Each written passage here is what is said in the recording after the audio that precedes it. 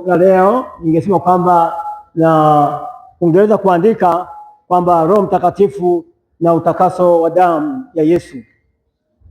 Roho Mtakatifu na utakaso wa damu ya Yesu. Roho Mtakatifu na utakaso wa damu ya Yesu.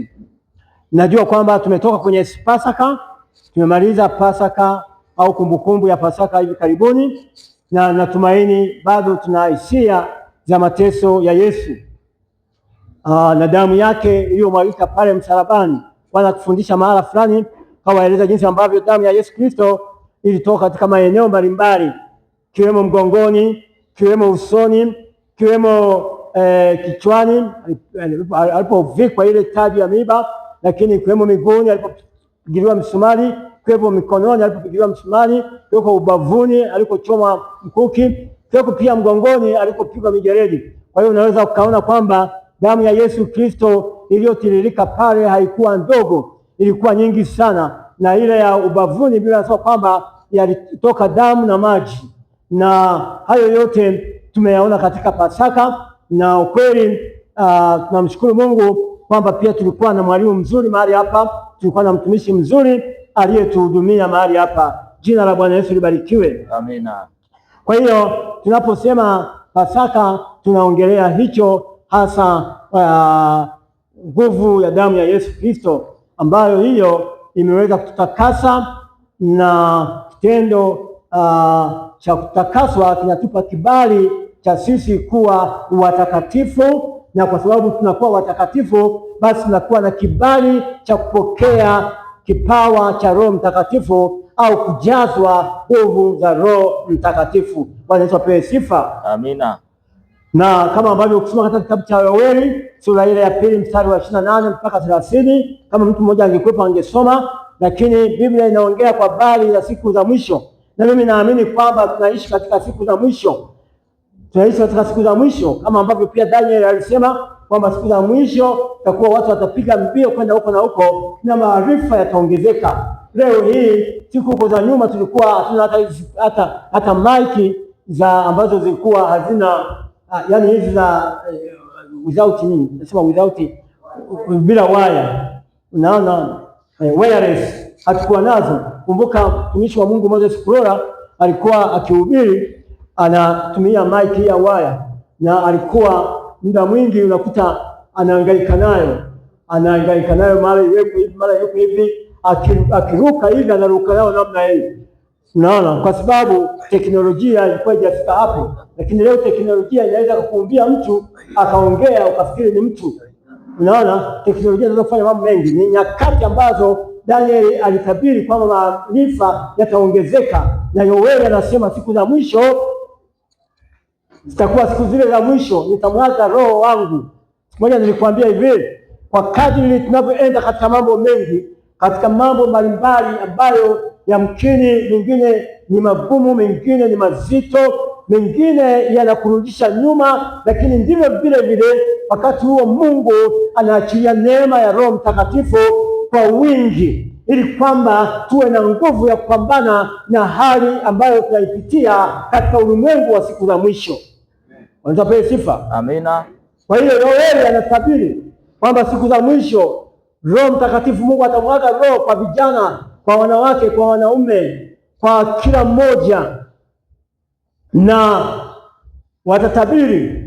Huo ulikuwa ni unabii, na siku za mwisho kama nilivyokuambia, ndio leo. Hiyo ilikuwa ahadi ambayo ilitolewa siku nyingi, lakini nikwambie kwanza au niongee kwanza kwa habari ya uhusiano wa kutakaswa kwa damu ya Yesu Kristo na ujio wa Roho Mtakatifu. Wakati mwingine tumetamani kujaa nguvu za Mungu, tumetamani kutembea katika nguvu za Mungu. Ni sawa, tunafanya vizuri, na hiyo ni shauku nzuri, lakini kuna uhusiano mkubwa sana kati ya utakaso wa damu ya Yesu Kristo na ujio wa Roho Mtakatifu. Unaweza ukaona kwamba Yesu kwa kipindi cha miaka 3 alihubiri, lakini mwishoni Yesu ilimbidi kufa, na pamoja kwamba wanafunzi wake walikuwa wanashangaa utawezaje kufa, lakini ndiyo ilikuwa kwamba akifa ndipo pale sisi tutapokea ushindi, tutapokea uzima, tutapokea wokovu, na kifo chake kinahusisha damu. Bwana Yesu apewe sifa. Amina. Bwana Yesu apewe sifa.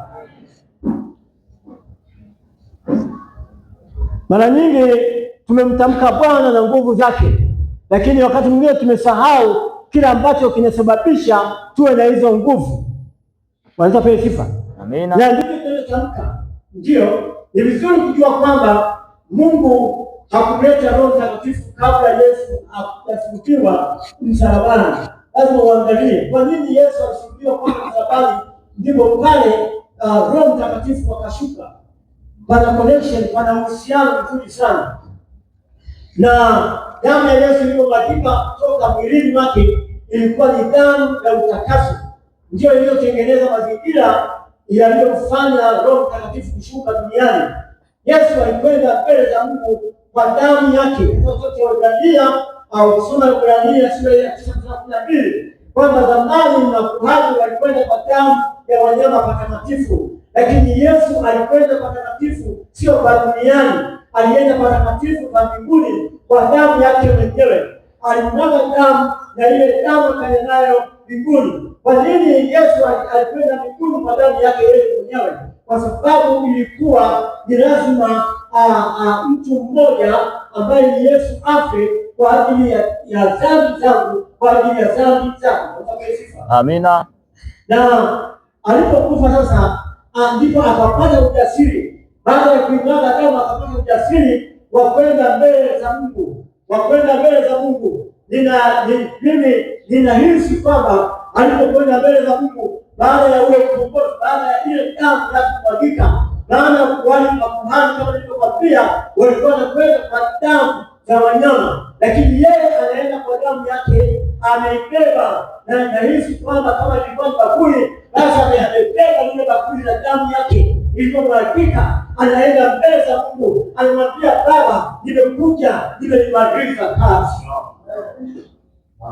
nimemaliza kazi, na kwa sababu uliitoa kazi, na hii ndio damu ambayo imetumika kulipa gharama za dhambi za wanadamu.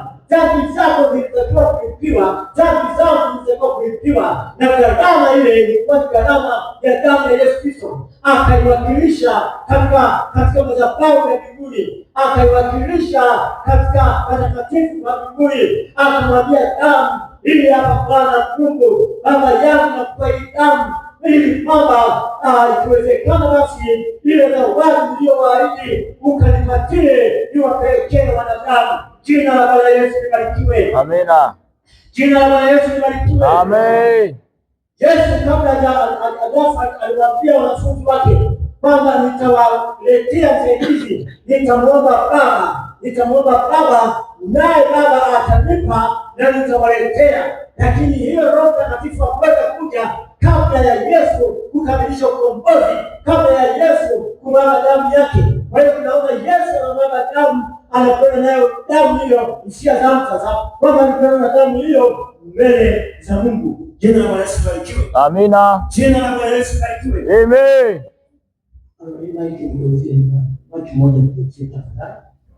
Kwa hiyo tunaona kabisa kwamba damu ya ukombozi. Sote katika Ezekieli kama mmoja tusomee Ezekieli 36 mstari wa 25 mpaka 27. Mmoja atafungua hapo Ezekieli 36 mstari wa 25 mpaka 27. Biblia inasema kwamba atakusafisha kwa maji na atakutakasa na uchafu wote, kisha atatupa moyo safi, na kisha atatia roho yake ndani yetu. Naomba tusomee tafadhali. Amina. Biblia inasema, nami nitawanyunyizia maji safi, nanyi mtakuwa safi. Nitawatakaseni na uchafu wenu wote na vinyago vyenu vyote, nami nitawapa ninyi moyo mpya, nami nitatia roho mpya ndani yenu, nami nitatoa moyo wa kile uliomo ndani ya mwili wenu, nami nitawapa moyo wa nyama, nami nitatia roho yangu ndani yenu, na kuwaendesha katika sheria zangu, nanyi mtazishika hukumu zangu na kuzitenda.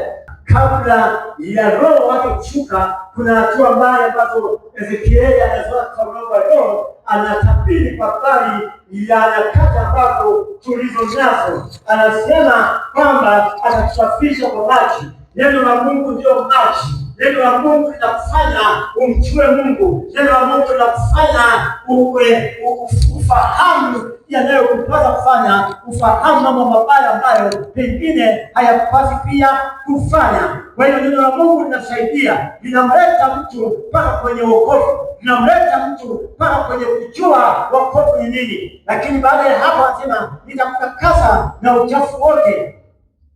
Na tunaona utakaso, hakuna utakaso bila damu. Na zamani makuhani walijitakasa kwenye madhabahu kwa damu ya wanyama kabla hawajaingia patakatifu. Lakini pia watu walipotenda dhambi walikwenda na mbuzi au kondoo, na ile kondoo alichinjwa kama utakaso kwa ajili ya dhambi. Lakini tunaona hapo mwanaume mmoja anaitwa Yesu Kristo, yeye sasa anakuja kwa damu yake anatutakasa. Kwa hiyo palikuwa kwanza neno lipite kama Yesu alivyohubiri na kama tunavyoendelea kuhubiri, lakini panakuja sasa utakaso, na ule utakaso ni damu ya Yesu Kristo ambayo inatutakasa. Na hapo baada ya utakaso ndipo anasema kwamba atatupa mioyo safi, tutahesabiwa haki mbele za Mungu. Baada ya kutakaswa ndani ya Yesu Kristo, Biblia inasema kwamba hakuna hukumu kwa walio ndani ya Yesu Kristo. Biblia inasema kwamba baada ya kutakaswa tunahesabiwa haki bure kwa njia ya damu ya Yesu Kristo. Tunahesabiwa haki bure. Mtu aliye na haki ni safi mbele za Mungu. Nikwambie hapo ulipo unahesabiwa safi mbele za Mungu. Ndiye Bwana Yesu makofi. Amen. Damu ya Yesu imekufanya kuwa safi. Na baada ya hapo anasema kisha atatia roho yake ndani yetu. Yaani baada ya procedure hizo, baada ya hatua hizo, atatia roho yake ndani yetu. Tunapokea Roho Mtakatifu baada ya kuokoka, baada ya kutakaswa, baada ya kuwa safi, ndipo sasa tunakuwa na kibali cha kupokea Roho wa Mungu. Sema amen. Jina la Bwana Yesu libarikiwe. Jina la Bwana Yesu libarikiwe. Jina la Bwana Yesu libarikiwe. Amen. Kwa hiyo na kwa kwamba Ezekieli anamwambia kwamba mioyo yetu itageuzwa kuelekea Mungu. Kwa hiyo tunaona kwamba Yesu Kristo alifanya kazi hiyo ili sisi tuwe na access au tuwe na fursa ya kupokea Roho Mtakatifu, zawadi kutoka kwa Mungu. Amen. Amen. Jina la Yesu libarikiwe. Sasa kwa sababu muda wetu umekwenda, nataka kwenda haraka. Mambo muhimu ambayo natamani ufahamu katika somo hili siku ya leo.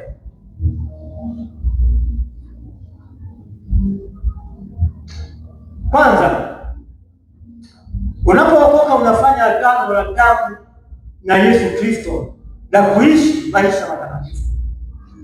Wokovu ni agano. Wokovu ni agano ambalo tunalifanya na Yesu, na ni agano la damu. Sio damu yetu, bali damu ya Yesu. Niwewe kuambia siku moja kwamba hata pale zamani watu walikuwa wakifanya maagano, lazima walichinja mnyama na palikuwa na damu ya agano. Sisi damu ya agano na sisi na Yesu ni damu ya Yesu Kristo. Kwa hiyo wokovu ni kuwa na agano na Yesu Kristo. Kwanza kwa sifa ni kufanya agano. Kwa hiyo tunapookoka tunafanya agano la damu na Yesu Kristo la kuishi maisha matakatifu. Sema maisha matakatifu.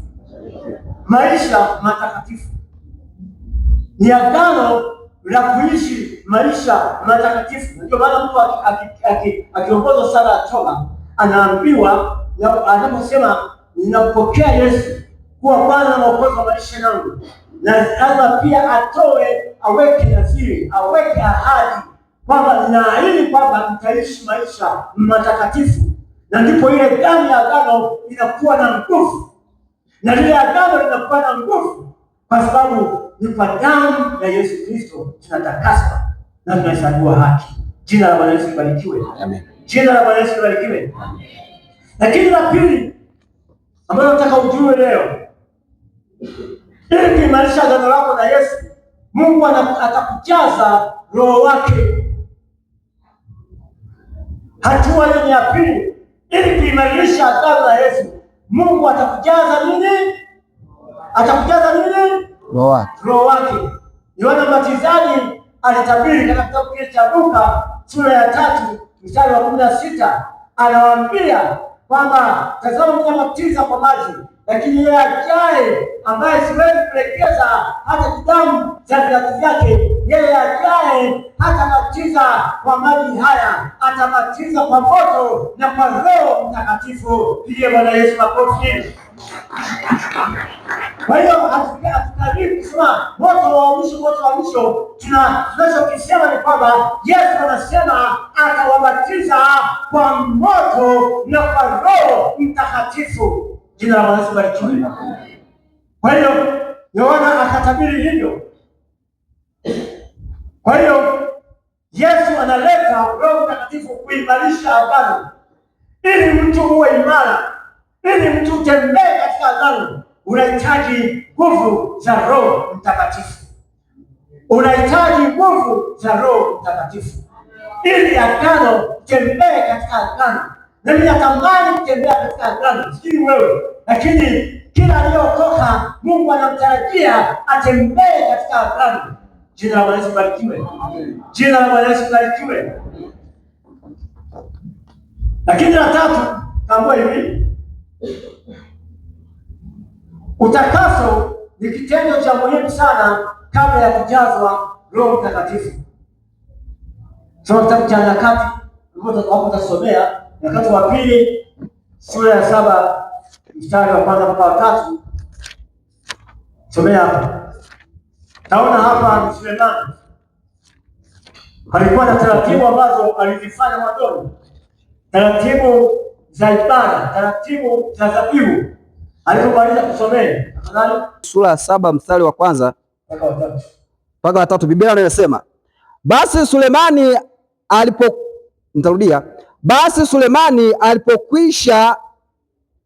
alipokwisha maombi hayo, moto ukashuka kutoka mbinguni ukateketeza sadaka ya kuteketezwa na dhabihu. Utukufu wa Bwana ukaijaza nyumba, wala makuhani hawakuweza kuingia nyumbani mwa Bwana, kwa kuwa utukufu wa Bwana umeijaza nyumba ya Bwana. Wakatazama wana wa Israeli wote uliposhuka ule moto, utukufu wa Bwana ulipokuwapo juu ya nyumba, wakasujudu kifulifuli hata nchi sakafuni, wakaabudu, wakamshukuru Bwana wakisema, kwa kuwa ni mwema, kwa maana fadhili zake ni za milele. Amen. Lakini ni kwamba kama nilivyokuambia awali kwamba huyu mtumishi wa Mungu Sulemani, ukisoma sura za nyuma huko utaona jinsi ambavyo alitoa dhabihu, wanyama ambao hawana hesabu, akachinja kwa ajili ya dhabihu, akaitakasa ile hekalu kwa dhabihu. Na baada ya hapo sasa akamlingana Mungu, akaja kuomba, na matokeo yake ni kwamba moto wa Mungu ulishuka, kwa sababu tayari mioyo yao ilikuwa safi, kwa sababu maisha yao tayari walikuwa wamejitakasa. Mtu unapokuwa umejitakasa, unakuwa umetengeneza nafasi ya nguvu za Mungu, ya moto wa Mungu kushuka ndani yangu. Sifa. Walikuwa ninapenda kutembea na nguvu za Mungu. Mimi huwa najua kabisa kwamba ni hatari sana katika ulimwengu huu. Kama unatembea bila nguvu za Mungu, ni hatari mno. Ni afadhali usije ukaokoka. Maana ukisema kuokoka tayari mtangaza vita. Na kama umetangaza vita, ina maana kuna maadili. Na kama kuna maadili, maana wanakuiga. Sasa kama kuna maadili ya kuiga, alafu wewe unatembea una nguvu, unaona uko salama pale? Hauko salama. Hauko salama unapotembea bila nguvu za Mungu. Wakati wewe umetangazia ulimwengu, umemtangazia shetani kwamba shetani huna kitu kwangu tena, shetani ni wewe, ina maana umetangaza kwamba njoo ujaribu uone, njoo ujaribu uone, utanikuta niko imara, halafu adui akute unawa imara. Ni hatari sana. Tunahitaji nguvu za Mungu. Nyakati za hatari, nyakati za mwisho, mambo ni mengi, mambo ni mengi, yanachanganya hata akili za wafalme, yanachanganya akili za wenye hekima, inachangaza kwamba mtu uliokoka unatakiwa sasa uweke. Biblia inatuambia kwamba sasa sisi tuinue macho yetu juu, tumtazame Mungu, lakini hatutaweza kuinua macho yetu juu kumtazama Mungu kama ndani yetu hatuna nguvu za Roho Mtakatifu. Utatazama ya duniani, maana utashangaa, mara hiki sina, mara hiki sina, mara mtoto shule, mara hiki, mara hiki. Hayo ya duniani ni ya muhimu, lakini mimi nakwambia tuinue macho yetu, tutazame juu, maana ndipo palipo wokovu wetu. Nyakati za mwisho, nyakati za hatari, nyakati ambazo tunahitaji nguvu ya Mungu kuliko kawaida. Amen. Kwa hiyo la nne, moyo wako ni hekalu la Mungu linalotakiwa kujazwa na utukufu wa Mungu siku zote. Roho Mtakatifu ndiye ataleta utukufu wa Mungu ndani yako. Moyo wako ni hekalu la Mungu ambalo linahitaji kujaa utukufu. Tunaona pale kwenye hekalu la Sulemani, utukufu ulipojaa mpaka makuhani wakashindwa kuhudumu. Uwepo wa Mungu umeshuka. Mungu mwenyewe anahudumia. Natamani Mungu ahudumie moyo wako, Mungu ahudumie moyo wangu. Ninapotembea, ninapokuwa nyumbani, Mungu ahudumie moyo wangu. Utukufu wa Mungu jae ndani yangu. Maisha yangu yajae utukufu wa Mungu. Maisha yako yajae utukufu wa Mungu. Watape sifa. Wanaweza kupewa sifa. Kuna mtu ananielewa? Amina. Nataka muda wetu umekwenda, kwa hiyo napenda haraka. Nataka nimalize. Mambo ambayo Roho Mtakatifu hufanya akiingia ndani ya mtu.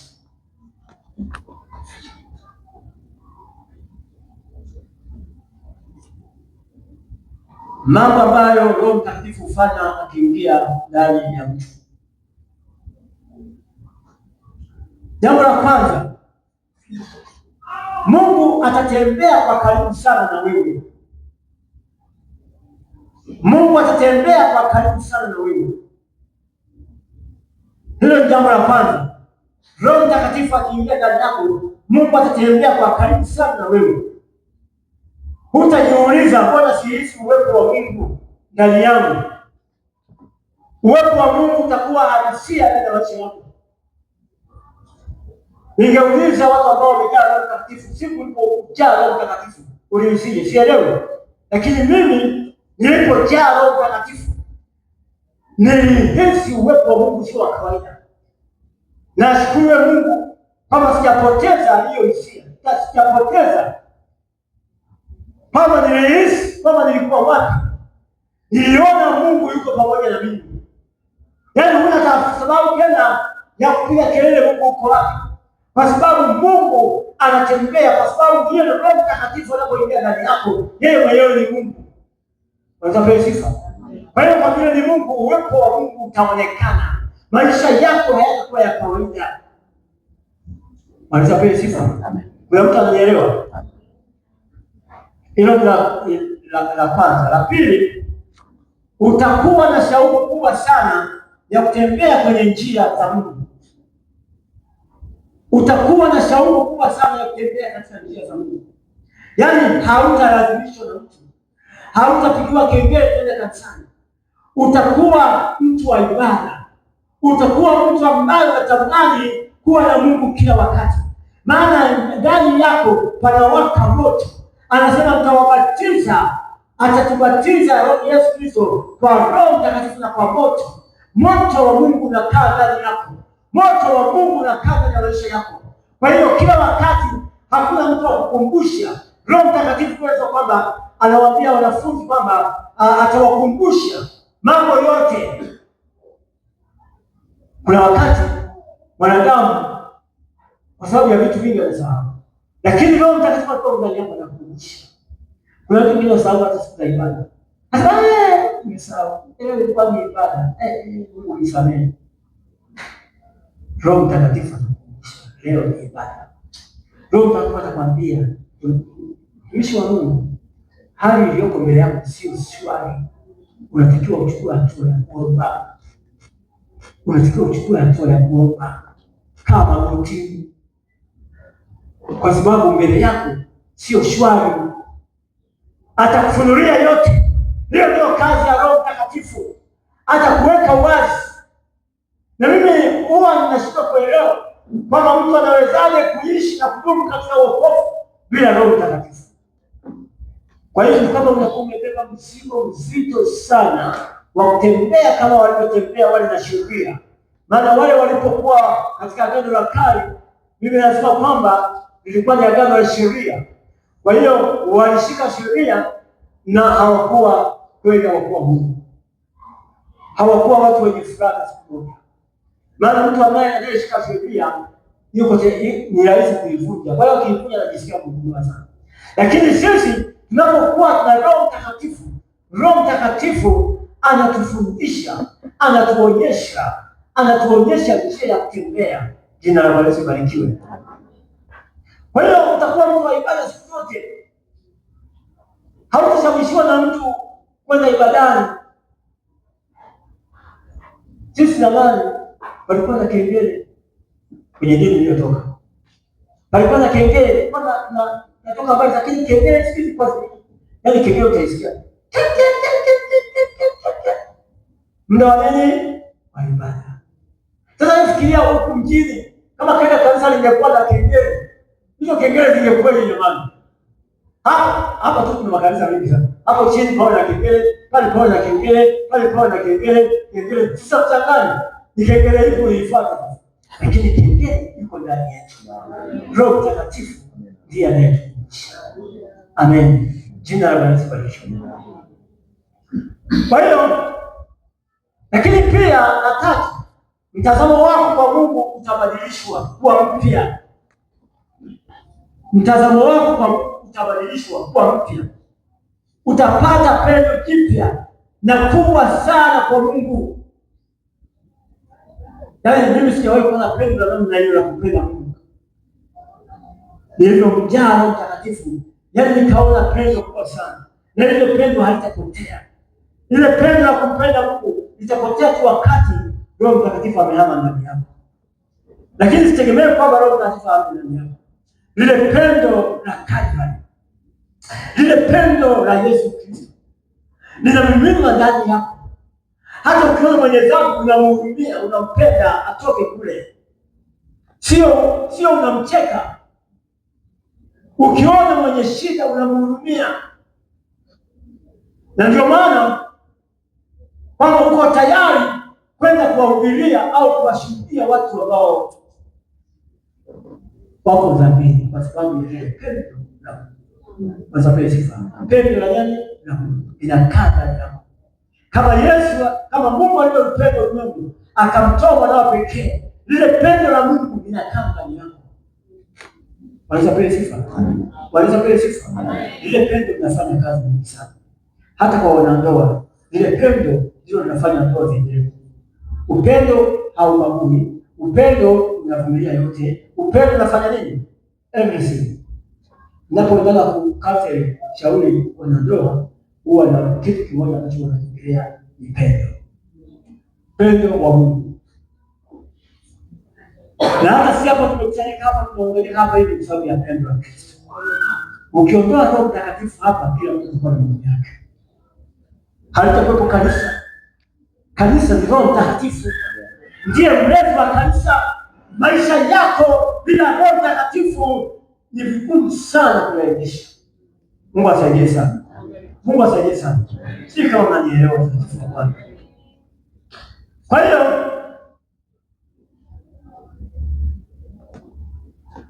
Roho Mtakatifu alipowajaza mitume kwa mfano, unaweza ukashangaa watu ambao walikuwa waoga, Roho Mtakatifu alipowajaza mitume, yaani walikuwa na mtazamo wa tofauti kabisa, wakawa majasiri na hata wakahubiri Injili mahali ambapo waliakanusha wakabadilisha maisha yao, na wakasema kwa ujasiri kwamba imetupasa kumtii Mungu kuliko kuwatii wanadamu. Hebu fikiria, wanawaambia watawala wa wakati huo kwa sababu ya nguvu ya Mungu. Ilibadilisha mtazamo wao, ilibadilisha maisha yao. Na nikwambia hivi, kama hujajaa Roho Mtakatifu, ukijaa Roho Mtakatifu maisha yako yanachange. Niwahi kuambia siku moja kwamba mimi nilipojaa Roho Mtakatifu ndipo nilipojua kumbe kuna wokovu. Nilibadilika kabisa kabisa, na hata pale nilipokuwa shuleni wakasema, yaani huyu sio Anthony yule tuliyemfahamu, amebadilika kabisa. Maneno yangu yamebadilika, maisha yangu yamebadilika, tembea kwangu kumebadilika, kila kitu. Roho Mtakatifu anabadilisha, na mawazo yako anayabadilisha, anakuweka kuwa mpya. Jina la Yesu barikiwe. Roho Mtakatifu, ukiondoa Roho Mtakatifu katika maisha yako, una hasara kubwa sana. Wacha sifa.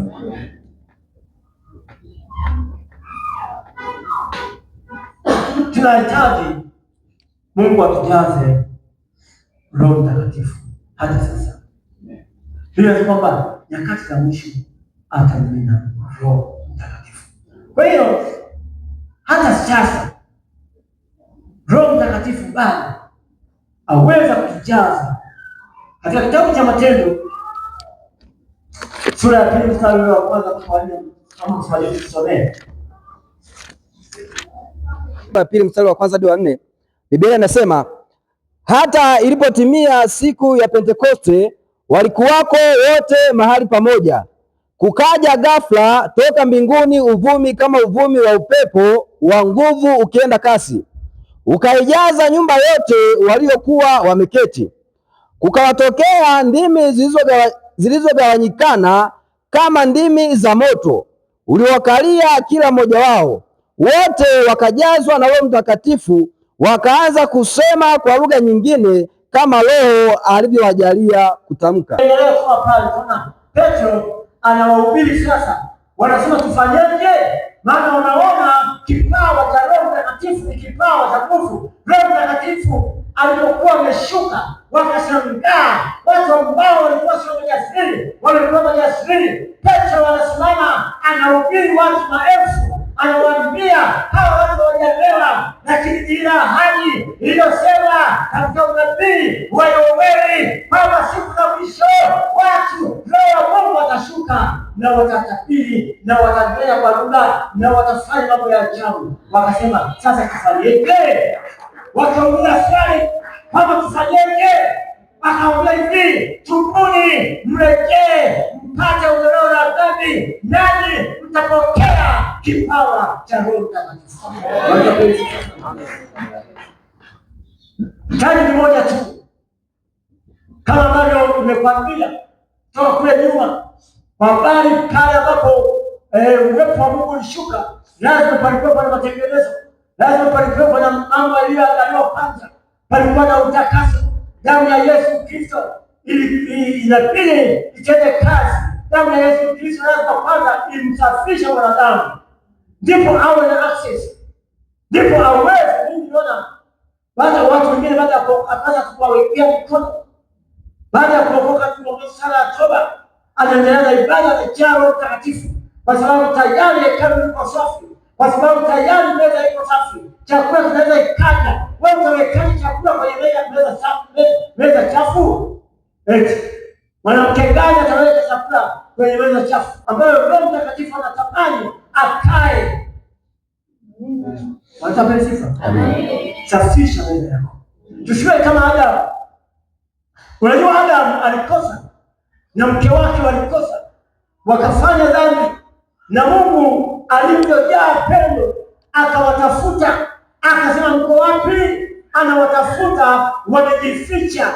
Huwezi ukajificha mwanadamu. Hiki cha ajabu walichokifanya, wakashona mavazi, wakaamua kujishonea mavazi, na mavazi walioyashona yalikuwa ni majani ya miti, na hivi majani ya miti, wataalamu wengine wanasema kwamba ilikuwa miti ya acacia, miti ambayo ina miba. Kwa hiyo yale majani yenyewe kwanza yaliwachoma, alafu wala hayakuweza kustiri mwili mzima, yalikuwa ni majani. Kwa hiyo Mungu aliwaona wako uchi, wanapewa sifa.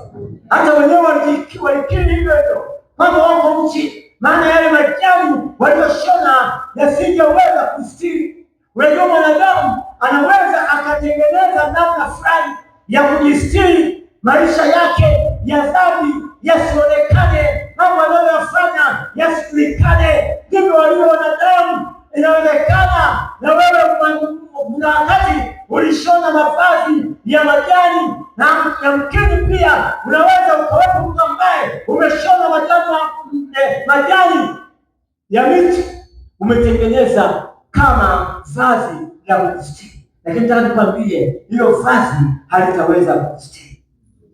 Ni kweli wanadamu wenzako wanaweza wasione, lakini wewe mwenyewe unajiona. Lakini pia Mungu anakuona. Lakini Mungu anatamani afanye kitu kimoja kwako. Mungu anatamani akuondolee yale mavazi ya majani, anatamani akuondolee, maana sio mavazi yako. Umechukua mavazi ambayo sio ya kwako. Asaidie sana. Angalia maisha yako, tuangalia maisha yetu. Je, nimetakaswa na damu ya Yesu Kristo? Je, nitatembea katika njia ya Yesu Kristo? Usishone mavazi ya miti, usishone mavazi ya majani ukasema kwamba sionekane. Yaani wakina Adamu walifikiri Mungu hawaoni, lakini Mungu aliona. Tena yale majani kama nilivyokuambia yalikuwa yanaumiza, maana dhambi inaumiza sana, dhambi inatesa. Unaweza ukawa unafikiri kila mmoja anajua kama umefanya kitu fulani. Sasa Mungu je, inakutesa maisha yako. Naona mtu ana furaha, kumbe kuna kitu kimoja kidogo tu ambacho damu ya Yesu Kristo inaweza kusafisha. Ndio kazi ya damu ya Yesu Kristo. Yesu Kristo asingekufa kama kusingekuwa na dhambi. Yesu Kristo asingekufa kama kusingekuwa na maovu. Alichukua maovu yetu juu ya mti. Kwa nini uendelee kukaa na maovu? Kwa nini uendelee kukaa na mateso? Mtu anayetembea na dhambi na mateso, damu ya Yesu Kristo inaweza kusafisha. Inaweza ikakutakasa, inaweza ikakuumba upya tena, akakuchomea mavazi. Na Mungu alipowafuata wakina Adamu akawaambia, nani, hebu njoni, akawaita kwa upendo, akawavua yale mavazi yaliyokuwa yakiwachoma, akavua yale majani yaliyokuwa yafai, akawavua. Badala yake akamchinja mnyama, akatengeneza ile ngozi ya mnyama, akawafunika. Na ninaamini kwamba ile ngozi ilikuwa bado na damu, maana hakuwa na muda kwenda kuikausha. Ilikuwa na damu, ile damu inayofananishwa na damu ya Yesu Kristo, ambayo ikikufunika unakuwa salama, unakuwa salama. Ikikufunika unatakasika, unakuwa safi, unakuwa safi. Biblia inasema katika sauti ya Isaya, kwamba damu yenu itakuwa nyekundu, baada utasafisha itakuwa nyeupe. Mungu anatengeneza upya, Mungu anatengeneza upya. Naomba usimame pale ulipo.